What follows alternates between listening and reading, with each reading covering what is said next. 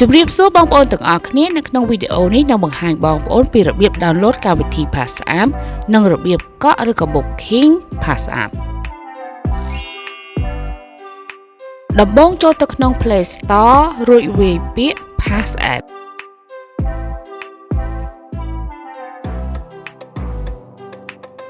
បន្ទាប់មកចុចពាក្យ Install រួចរងចាំការ download ចប់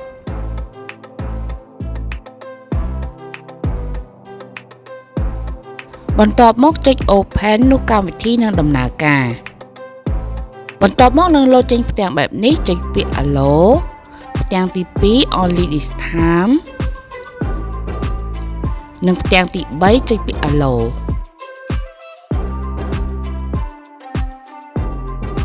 បន្ទាប់មកយើងវាយលេខទូរស័ព្ទចូលប្រព័ន្ធនឹងផ្ញើលេខកូដ4ខ្ទង់ទៅលេខទូរស័ព្ទដែលយើងបានចុះឈ្មោះ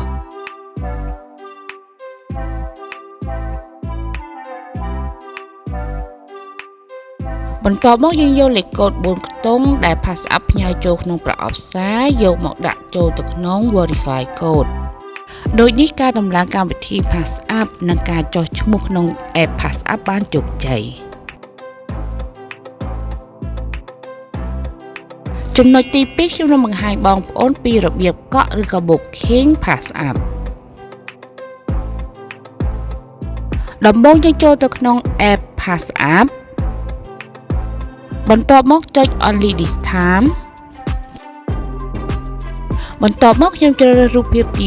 2គឺ Resort ជាប្រភេទកង់3ឥណ្ឌា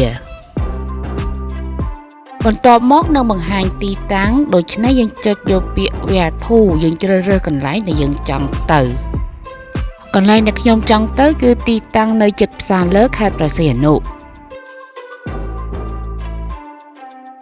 បន្ទាប់មកនឹងចេញសញ្ញាលេខ1ដើម្បីឲ្យយើងដៅទីតាំងដែលយើងចង់ជិះទៅដល់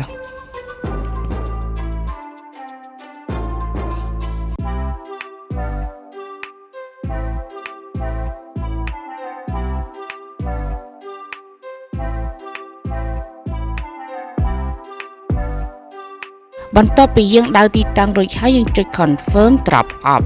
ទីតាំងដែលខ្ញុំត្រូវទៅនោះគឺជិះ PassApp គឺអស់តម្លៃ 5,700 រៀលបន្ទាប់មកយើងចុច Confirm Booking បន្ទាប់មកយើងធ្វើការរងចាំ3នាទីដើម្បីឲ្យ PassApp មកទទួលយើងដល់កន្លែង PassApp ដែលខ្ញុំបានកក់នេះមានលេខសម្គាល់ SV8303 ក្នុងករណីដែល3នាទីហើយយើងមិនទាន់ឃើញគាត់មកដល់យើងអាចទេទៅលេខទូរស័ព្ទដែលមានដាក់នៅក្នុងនឹងស្រាប់តែម្ដង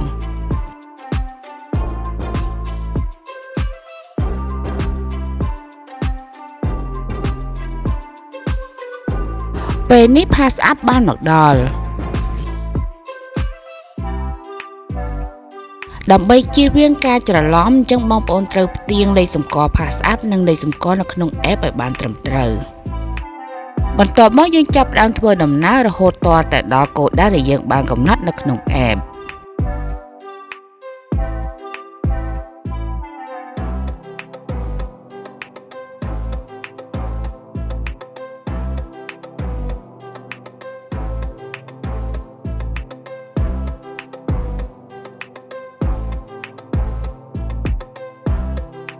នៅក្នុង App ក៏មានបង្ហាញគំនូសពេលធ្វើដំណើរផងដែរ